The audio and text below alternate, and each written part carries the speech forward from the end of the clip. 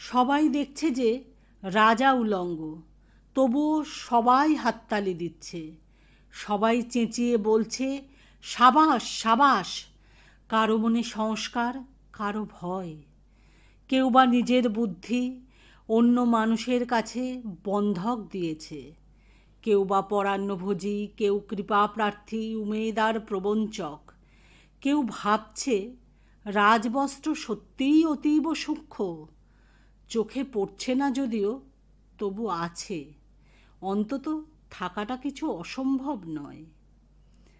গল্পটা সবাই জানে, কিন্তু সেই গল্পের ভিতরে শুধুই প্রশস্তি বাক্য উচ্চারক, কিছু আপাদমস্তক ভীতু, ফন্দিবাজ অথবা নির্বোধ স্তাবক ছিল না।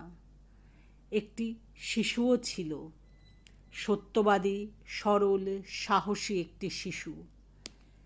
নেমেছে গল্পের রাজা বাস্তবের প্রকাশ্য রাস্তায়। আবার হাততালি উঠছে মুহুর্মুহু, জমে উঠছে স্তাবক বৃন্দের ভিড়।